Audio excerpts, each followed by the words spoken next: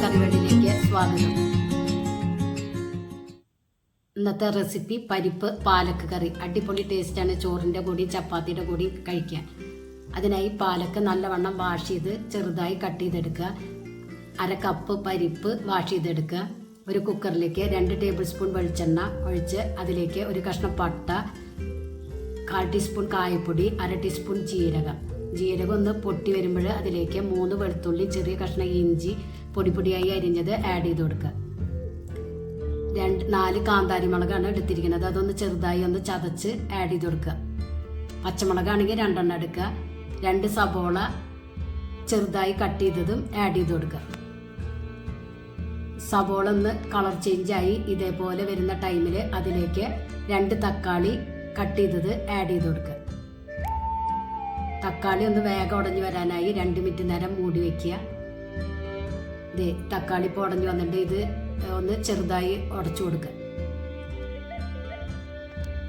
ഇതിലേക്ക് 1/4 ടീസ്പൂൺ മഞ്ഞൾപ്പൊടിയും 1/2 ടീസ്പൂൺ മുളക് പൊടി ആഡ് ചെയ്യുക.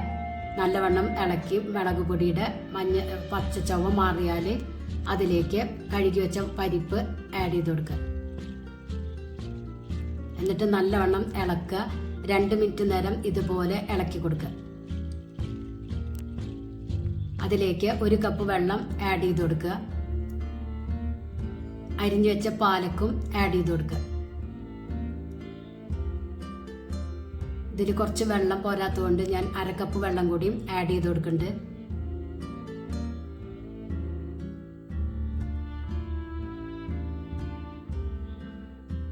ഉപ്പിട്ട് കൊടുക്കുക.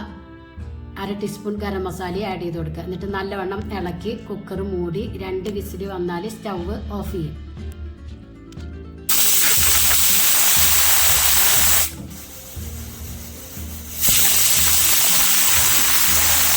ഇപ്പോൾ കുക്കറിൽ വിസിലൊക്കെ വന്നു ആവിയൊക്കെ പോയി ഒന്ന് തുറന്ന് നോക്കാതെ അടിപൊളി പാലക്കറിയാണ് കേട്ടോ.